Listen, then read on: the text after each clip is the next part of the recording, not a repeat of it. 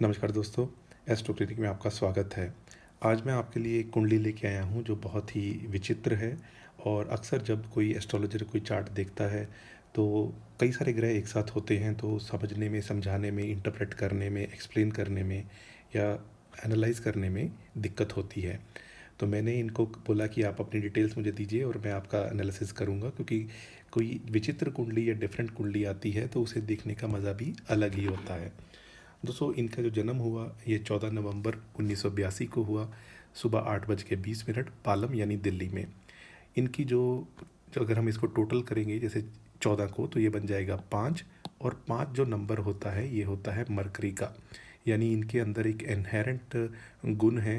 वो गुण है इनके अंदर मैनेजमेंट का, या आप कह सकते हैं कंसल्टिंग का, मार्केटिंग का। जो भी बुध व्यापार के भी कारक हैं, तो ये एक इनहेरेंट गुण इनके अंदर हो गया। दूसरा, अगर हम इसे टोटल करते हैं तो नवंबर का बन जाएगा 11, और 1982 का बन जाएगा 1 और 9 10, 10 और 8 18 और 2 20, 20। तो इसे टोटल कर देंगे तो 16 और 20 बन जाएगा 36, टोटल हो गया 9। ये मंगल का हो गया। तो इनके अंदर साहस, पराक्रम, मेहनत करना ये एक नेचुरल क्वालिटी हो गई। ये हमने देखा भाग्यांक और मूलांक दोनों से। तो नंबर 5 और 9, तो ये इनके रूलिंग नंबर्स हो गए। दोस्तों, आगे बढ़ेंगे। इनका जन्म सुबह का है, तो आप देख सकते हैं कि सूर्य सेकंड हाउस में है, क्योंकि जब भी 8 से 10 के बीच के जन्म होता है तो सूर्य यूजली सेकंड हाउस में होते हैं। इनका लगन हो गया मंगल का। अब मंगल के जो लगन 8 नंबर वाले लोग हैं, इनकी जो खासियत है वो ये है कि एक तो इनके अंदर कोई भी चीज़ बिना लॉजिक के इनको बताई जाएगी वो ये मानेंगे नहीं, यानी इनको समझाना ज़रूरी होता है। दूसरा, इनके जो भी एडवाइज़र अच्छे हों तो ये लोग बहुत तरक्की कर जाते हैं, क्योंकि मंगल मेहनत का तो है ही है, लेकिन एडवाइज़र भी अच्छे मिल जाएं तो और अच्छा हो जाता है। वैसे हर एक को एडवाइज़र चाहिए होते हैं, लेकिन इनके लिए एक इनहेरेंट गुण ये है। दोस्तों, अब मंगल बैठे हैं सेकंड हाउस में, और ये हैं पूर्वाषाढ़ा नक्षत्र में। दोस्तों, यहाँ मैं आपको एक चीज़ बता दूँ कि जब भी लग्नेश धन भाव में जाके बैठ जाता है तो ऐसे इंसान के अंदर एक नेचुरल टेंडेंसी होती है, एक तो पैसा कमाने की, दूसरा क्योंकि ये परिवार का घर है तो परिवार के साथ रहने की। और क्योंकि मंगल वाणी के भी कारक हैं, तो यहाँ बैठा मंगल कभी कभार वाणी को तीव्र भी कर देता है, यानी परिवार पे भी डोमिनेट करने की इंसान कोशिश कर सकता है। ये तो शुक्र है कि ये एक नंबर नहीं है, अगर एक नंबर वाला यहाँ के बैठा होता तो वो और भी ज़्यादा डोमिनेट करता। दोस्तों, यहाँ अगर हम देखें कि मंगल पूर्व षाढ़ा नक्षत्र में है, ये शुक्र का अंतर नक्षत्र होता है। तो यानी मंगल जो हैं वो अपने आप कह सकते हैं कि शत्रु नक्षत्र में है, क्योंकि मंगल और शुक्र जो हैं वो साथ में हो तो इंसान के अंदर एक्सेसिव सेक्सुअल पावर बढ़ाते हैं। तो मंगल शुक्र के नक्षत्र में है, शुक्र सौंदर्य का, कला का भी नक्षत्र है। तो इनके अंदर एक नेचुरल टेंडेंसी डिज़ाइन में जाने की, फैशन में जाने की, फूड इंडस्ट्री में, या जैसे आजकल तो लोग ये जो मोबाइल्स बनते हैं इनकी ऐप की भी डिज़ाइनिंग होती है। मुंबई में आईआईटी बॉम्बे में डिज़ाइन इंस्टीट्यूट भी है, अगर शायद आपको पता होगा। तो जो जो भी शुक्र के संबंधित चीज़ें हैं, लग्जरी आइटम्स, कॉस्मेटिक्स, जो लड़कियों के कपड़े या ऐसे जो भी चीज़ें हैं, तो वो एक नेचुरल टेंडेंसी इनके अंदर होगी कि ये व्यापार करूँगा तो वो वाला करूँगा, ऐसे करके। दोस्तों, मंगल की दृष्टि 3 होती हैं, एक होती है चौथी, 7वीं और 8वीं, और मंगल इस कुंडली में योग कारक हैं। तो एक दृष्टि 5th हाउस में पड़ेगी तो ऐसा इंसान पूर्व जन्म से अच्छे कर्म करने के तरफ अट्रैक्टेड होगा, क्योंकि गुरु का घर है और गुरु इस कुंडली में योग कारक हैं। तो इसलिए ऐसा इंसान धर्म को लेके भी चलेगा। 7th मंगल की दृष्टि 8वें घर पे पड़ेगी। ये राहु यहाँ बैठे हैं तो इसे हम इतना अच्छा नहीं मानेंगे, क्योंकि मंगल और राहु साथ में हो तो वो तो अंगारक दोषी बन जाता है। मंगल की दृष्टि भाग्य भाव पे पड़ेगी, तो ट्रैवल करना उस सब में इनको इंटरेस्ट होगा। लेकिन धर्म में जैसे कई इंसान होते हैं कि मैं मेहनत करूं या सब कुछ छोड़ दूं, बस पूजा पाठ करूं, तो इनके अंदर एक टेंडेंसी ये होगी कि मुझे मेहनत करनी है, पूजा पाठ अपनी जगह है, धर्म अपनी जगह है। दोस्तों, मंगल के बाद आगे बढ़ेंगे और बात करेंगे इनके नेक्स्ट इंपॉर्टेंट प्लैनेट की, जो बन जाते हैं गुरुदेव। अब गुरुदेव इनके विशाखा नक्षत्र में है, और कहाँ बैठे हैं? 12वें घर में। विशाखा गुरु का अपना नक्षत्र होता है, और गुरु जो यहाँ बैठे हैं ये इनको कहीं ना कहीं विदेश में ले जाने का योग बनाएंगे, क्योंकि 12वां घर विदेश का होता है, और गुरु यहाँ बैठे हों तो ऐसा इंसान धन जो खर्च करता है वो अच्छे कामों पे करता है। एक दृष्टि गुरु की पड़ेगी फोर्थ हाउस पे, तो जिसकी वजह से ऐसे इंसान के सुख सुविधा के साथ गुरु बढ़ाएंगे। एक दृष्टि पड़ेगी छठे घर पे, तो लोन चाहिए तो ईजिली मिल जाएगा, लेकिन लोन लेना नहीं चाहिए, वो मैं हर एक को सलाह देता हूँ, वो एक इन जनरल बात है। एक गुरु की दृष्टि पड़ेगी आठवें घर पे, तो ये लाइफ को लॉन्ग करेंगे और राहु की नेगेटिविटी को कम करेंगे। दोस्तों, गुरु जो है इस कुंडली में धन भाव के भी मालिक हैं, और धन भाव का मालिक जाके बैठा हुआ है विदेश के घर में। यानी इनको जो भी धन इकट्ठा करना चाहिए वो विदेश में जाके करना चाहिए, अदरवाइज़ इंडिया में ही रहेंगे तो जो संचित धन है वो खर्च होता रहेगा। आगे बढ़ेंगे, बात करेंगे इनके नाइन्थ हाउस की। नाइन्थ हाउस का मालिक है चंद्रमा, कहाँ बैठा है? 12वें घर में, और यहाँ पे वो सूर्य के साथ है, अमावस दोष में आ गया, राहु के साथ है, तो इस वजह से वो हो गया विष दोष में। तो चंद्रमा आप कह सकते हैं कि इनका पीड़ित है, तो इनको ओम सोम सुमाय नमः 3 महीने ये करें किसी भी मंडे स्टार्ट करके, और मेरे चैनल पे जो पहला ही वीडियो है उसको देख के कि कब मुहूर्त अच्छा है, यानी जिस दिन मंडे करना है तो कौन सा टाइम अच्छा है। लेकिन डिग्री वाइज आप देखेंगे कि इनके अंदर 17 डिग्री का डिफरेंस है अमावस दोष ही, लेकिन फिर भी अगर ये अपने माइंड को एक्टिवेट कर दे, अमावस दोष शांति करा लें, तो इनकी चीज़ें आगे बढ़ेंगी, और इनको भाग्य का साथ भी विदेश में ही मिलेगा। आप देख सकते हैं, अदरवाइज़ भाग्य की क्षति होगी, यानी इंडिया में ही रहेंगे तो भाग्य का साथ नहीं मिलेगा। दोस्तों, चंद्रमा आप देख सकते हैं स्वाति नक्षत्र में है, स्वाति नक्षत्र होता है राहु का। तो ऐसे लोग जब कुछ ठान ले या कुछ करना चाहें तो कुछ बहुत बड़ा भी कर जाते हैं, क्योंकि राहु कोई नियम नहीं मानता, ये इल्यूजन का कारक है, और जो भी चीज़ें बड़ी होती हैं जैसे एआई हो गया, वो सब ये राहु के नक्षत्र में बैठे हुए कराया जा सकता है। अब बात करेंगे सूर्यदेव के। सूर्यदेव भी इनके विशाखा नक्षत्र में है, जो कि 10th हाउस के मालिक हैं, और ये भी 12वें घर में है। यानी अगर इनको सरकारी नौकरी चाहिए तो विदेश मंत्रालय की, या फॉरेन कंट्री में जाके, या कई लोग जैसे नेवी में हैं तो समुद्र में रहते हैं और काम करते हैं विदेश में, तो इनको जॉब भी जो चाहिए वो विदेश में अच्छी रहेगी। अगर ये इंडिया में ही रहेंगे तो इनकी जॉब चेंज होती रहेगी, या जॉब में चेंजेस आएंगे, क्योंकि 10th हाउस का मालिक बैठा ही 12वें घर में है। यानी नौकरी मिली लेकिन छूट गई। दोस्तों, सूर्य यहाँ बैठे हैं और ये देखेंगे 6th हाउस को, तो शत्रुओं पे ये विजय इजीली प्राप्त कर लेंगे। लेकिन यहाँ ध्यान रहे कि 7 नंबर राशि में सूर्य हो जाते हैं नीच के, तो इनका नीच भंग नहीं होगा, तो सूर्य नीच के रिजल्ट देंगे। लेकिन इनके केस में क्या अच्छी बात है कि शनि यहाँ बैठे हैं, और शनि सूर्य से दूर है तो अस्त नहीं है, तो शनि 7 नंबर राशि में उच्च के होते हैं, तो उन्होंने कर दिया सूर्य का नीच भंग राजयोग। तभी मैं इसलिए आपको शुरू में ही बता दिया था मैंने कि ये एक विचित्र कुंडली है, बहुत डिफरेंट कुंडली है। तो एनालिसिस कैसे किया जाता है, आप सीक्वेंस को ध्यान रखिए कि एक एक प्लेनेट पकड़ के आप देखें, डिग्री वाइज देखें। बात करते हैं दोस्तों बुधदेव की। बुधदेव भी विशाखा नक्षत्र में है, और मैं लिख ही देता हूँ जुपिटर, क्योंकि कई सारे विशाखा नक्षत्र के ही हैं। तो यहाँ देखें, बुधदेव भी जो हैं वो भी यहीं पे बैठे हुए हैं। कहाँ के मालिक हैं? इनके 8th हाउस के और 11th हाउस के। तो बुध यहाँ पे विपरीत राजयोग में आ गए हैं, लेकिन सूर्य की वजह से अस्त हैं। वैसे तो अच्छी बात है, क्योंकि अगर 8वें घर का मालिक वीक हो जाए तो उससे बढ़िया बात क्या होगी। अगर 8वें घर का मालिक स्ट्रांग हो और लगन वीक हो तो फिर ऐसे इंसान की लाइफ लंबी नहीं होती। अगर 8वें घर का मालिक वीक हो जाए तो ये अच्छी बात मानी जाती है। तो 8वें घर का मालिक विपरीत राजयोग में आके स्ट्रांग हो रहा था, लेकिन सूर्य ने उसको अस्त कर दिया। दोस्तों, आगे बढ़ेंगे और बात करेंगे। एक चीज़ मैं आपको और बता दूं, क्योंकि ये लाभ स्थान के मालिक हैं और जो विदेश के घर में बैठे हैं, तो लाभ भी विदेश में ही होगा। दोस्तों, शुक्रदेव की बात करें। शुक्रदेव इस कुंडली में 12वें घर के मालिक हैं और 7th हाउस के मालिक हैं। कहाँ बैठे हैं? पहले ही घर में, और डिग्री वाइज 00 डिग्री के हैं, और वो भी विशाखा नक्षत्र में ही हैं। यानी इनकी जिससे शादी होगी तो उनके साथ इनका प्रेम संबंध अच्छा होगा।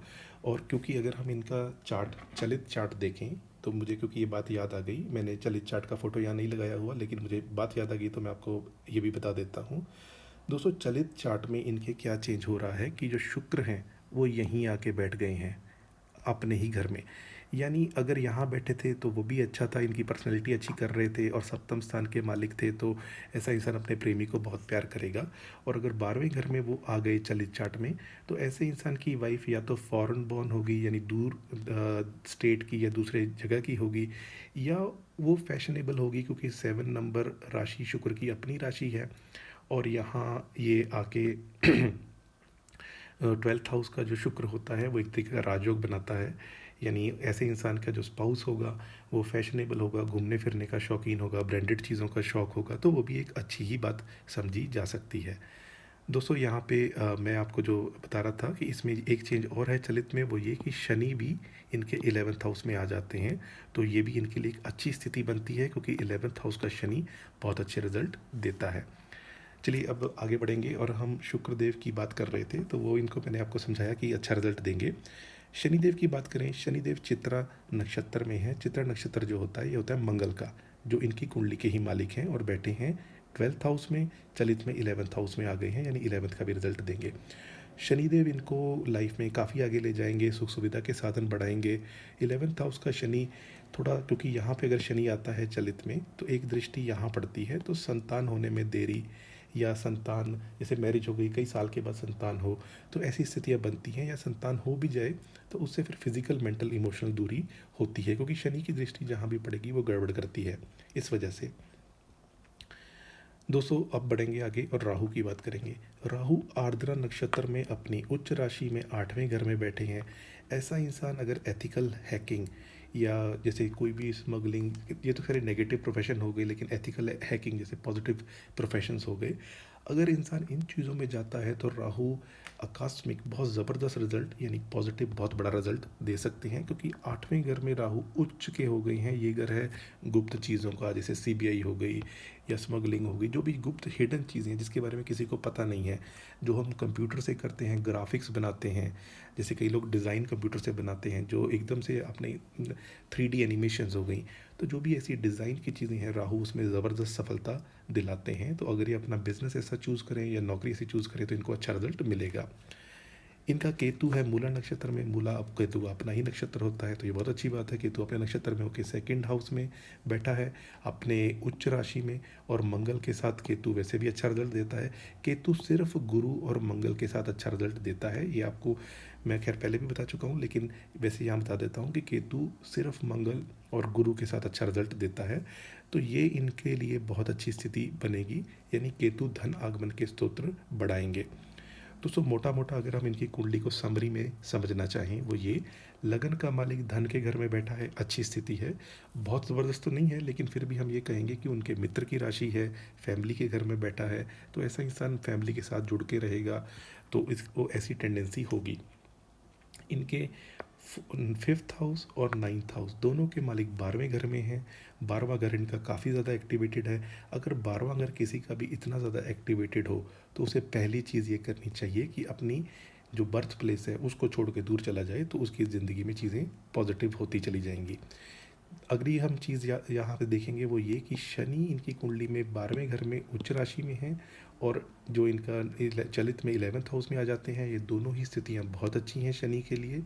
और शुक्र जो हैं वो चलित में first house second house sorry चलित में 12th हाउस और वैसे फर्स्ट हाउस में है, तो वो भी बहुत अच्छी स्थिति में है।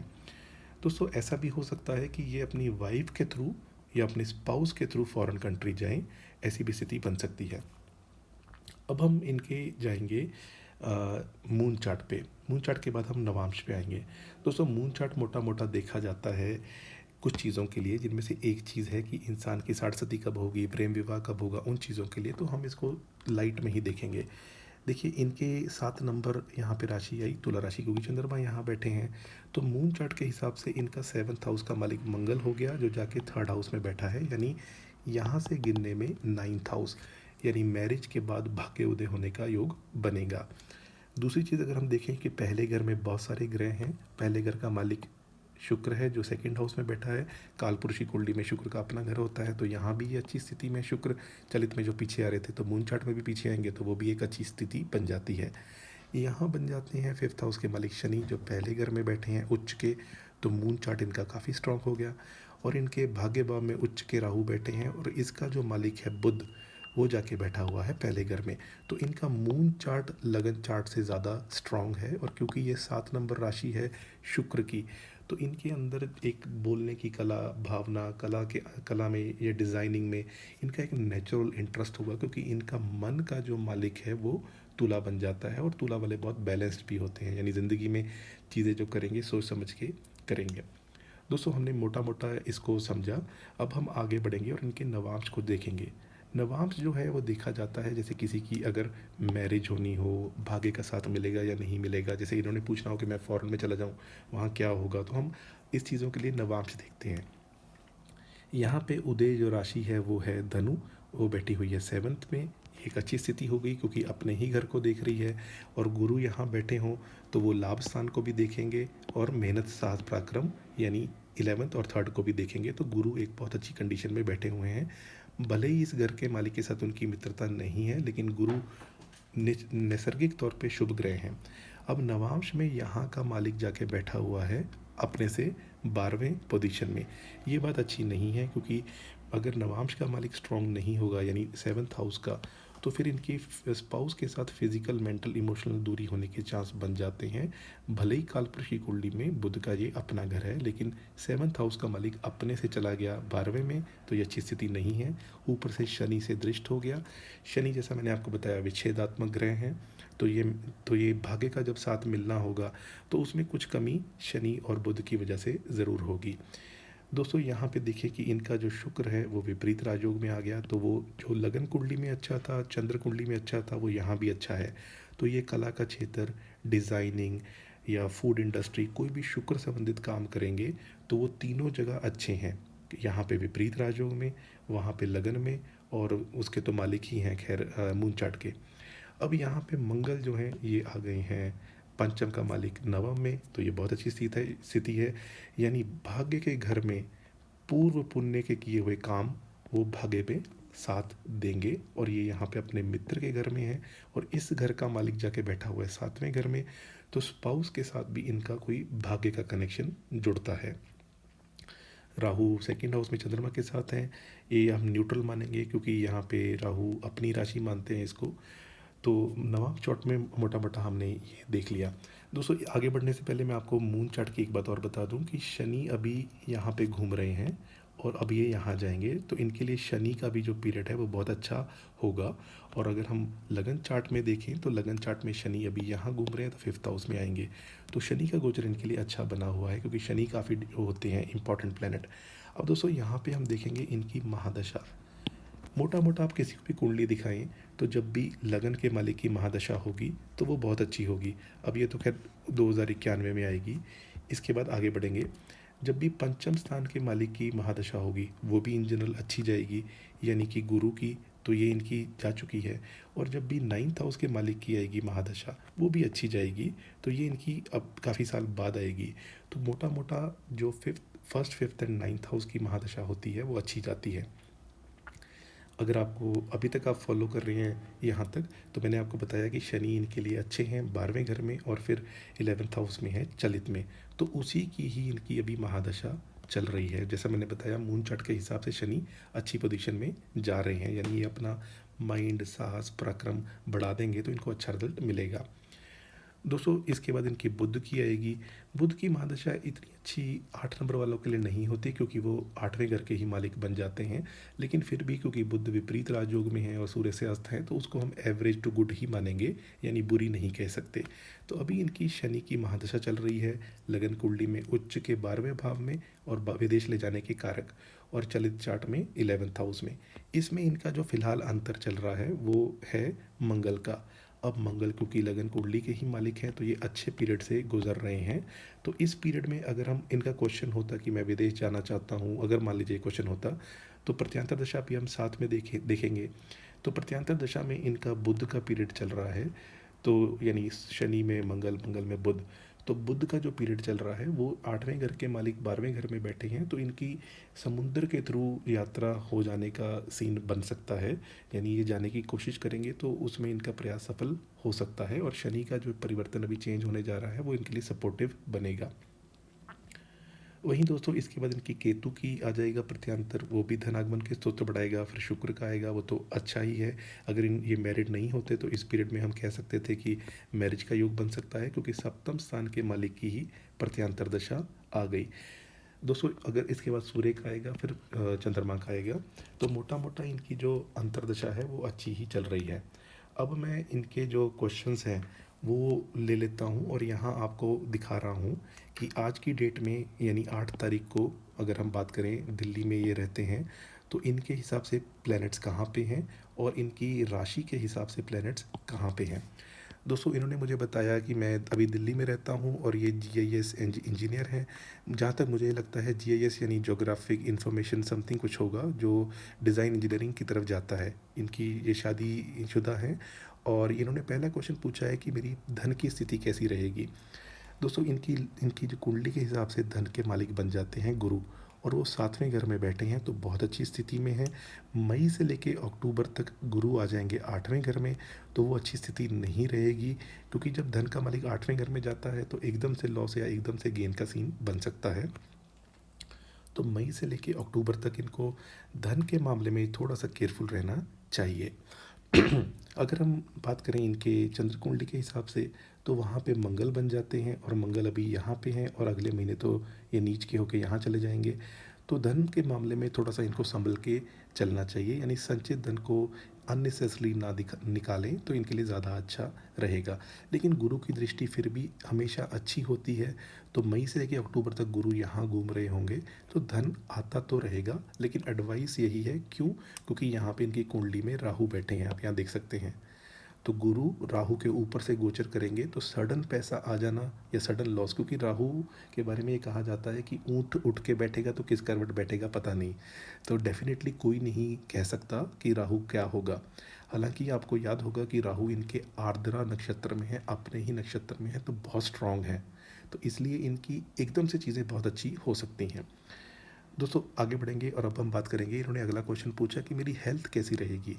हेल्थ के हिसाब से जैसा मैंने बताया, मंगल पिछले कुछ महीने वीक चल रहे हैं। पहले वो यहाँ थे, फिर यहाँ से यहाँ गए, फिर वक्री हुए, पतित होके वापस आए और अप्रैल में फिर वापस इधर जाएंगे। तो हेल्थ के मामले में इनको एटलीस्ट मई एंड तक थोड़ा सा केयरफुल रहना है, लेकिन जून से चीज़ें बेटर हो जाएंगी। अगला इन्होंने क्वेश्चन पूछा है कि मेरी मेरी लाइफ में शांति, पीस इन लाइफ। तो दोस्तों पीस इन लाइफ के लिए अगेन हमें दोनों चार्ट ही देखने हैं गोचर के हिसाब से। इनके 12वें घर में जो बहुत सारे प्लैनेट्स हैं ये लाइफ की शांति को ख़राब करते हैं। यहाँ पे शुभ ग्रह की महादशा अंतर्दशा होगी, यानी शुक्र की तो अच्छी है, चंद्रमा की अच्छी है, लेकिन शनि की महादशा अंतर्दशा जैसे जो चल रही है या सूर्य की, वो पीरियड अच्छा नहीं होगा। तो पीस इन लाइफ के लिए इनको, अगर ये विदेश जाते हैं तो फिर यही जो 12वें घर में इतने सारे प्लैनेट्स का जमावड़ा है वो इनको अच्छा रिजल्ट देगा। दोस्तों 12th विदेश ले जाने के लिए जुपिटर भी योग कारक होते हैं, शनि भी योग कारक है, चंद्रमा भी योग कारक है, और शनि चंद्रमा और ये सारे के सारे ग्रह विदेश ले जाने का काम करते हैं, और राहु 8th हाउस में बैठे हैं, वो भी विदेश ले जाने का काम करते हैं। तो इनको अगर विदेश में चले जाएं तो इनके लिए चीज़ें बेटर होंगी। लास्ट में मैं इनके लिए उपाय बता देता हूँ। उपाय के तौर पे देखिए, अभी इनका चार्ट तो आपको याद हो ही गया। तो मंगल देव के लिए जितना ये हनुमान जी की पूजा करेंगे उतना इनके लिए अच्छा रहेगा, क्योंकि वो ओवरऑल कुंडली को स्ट्रॉन्ग करेगा। 12th हाउस में शुक्र हैं और वो सूर्य से अस्त हैं। तो अगर, क्योंकि वो सूर्य से अस्त हो गए तो यानी अपना रिजल्ट अब वो देंगे नहीं, तो इसलिए इनको हम येलो सेफायर यानी पुखराज भी पहना सकते हैं, क्योंकि 12वें घर में उनकी डिग्री 27 है और सूर्य की भी 27 है, सूर्य से अस्त है, तो इनको ये स्टोन भी पहनाया जा सकता है। इसके अलावा चंद्रमा इनके अमावस दोष में है 12वें घर में, तो इनको अमावस दोष शांति पूजा ये ज़रूर करवा लेनी चाहिए, तो इनके लिए और अच्छा रिजल्ट होगा। और लगन का मालिक क्योंकि राहु केतु के एक्सिस पे है, तो उसकी भी हम शांति के लिए पूजा करवा सकते हैं, यानी मंगल प्लस केतु प्लस राहु। दोस्तों हमारे चैनल पे या हमारे थ्रू जो लोग पूजा कराते हैं, तो हम ऐसे चुनते हैं कि मंगल और केतु की पूजा कराएंगे, नक्षत्र उस दिन ले लेंगे जिस दिन राहु का हो, और दिन ऐसा बनता हो जैसे कि ट्यूसडे हो। तो ऐसे हम कॉम्बिनेशन ढूंढते हैं ताकि एक ही पूजा से मल्टीपल रिजल्ट्स मिल सके। इसके अलावा अगर हम कहें मोटा मोटा और इनको क्या करना चाहिए, इसके अलावा दोस्तों ये ओम नमः शिवाय करें, ओम सोम सोमाय नमः किसी भी मंडे स्टार्ट करें तो इनके चंद्रमा को बल मिलेगा और मन की शांति आएगी। और क्योंकि इनके जो मंगल जो इनके लगन के ही मालिक हैं, तो हम इनको रेड कलर ज़्यादा पहनने के लिए एडवाइस कर सकते हैं। अगर रेड कलर का कपड़े नहीं पहन सकते तो उसका हैंकरचीफ यानी रुमाल रख सकते हैं, तो वो इस्तेमाल करेंगे तो इनके लिए और भी ज़्यादा अच्छा रहेगा। दोस्तों कैसा लगा आपको ये वीडियो और मेरे समझाने का जो स्टाइल है और प्रोसेस कैसे फॉलो करना होता है। अगर आपको अच्छा लगा तो आप ज़रूर इस वीडियो को लाइक कर दीजिए, चैनल पे पहली बार आए हैं, चैनल सब्सक्राइब कर लीजिए। और मेरे चैनल पे कई सारे ऐसे वीडियोज़ हैं ज्योतिष सीखने के, महीना कैसे जाएगा, सेलिब्रिटीज़ के, तो वो सारी वीडियोज़ आप देख सकते हैं। आज के लिए इतना ही, आपका बहुत बहुत आभार।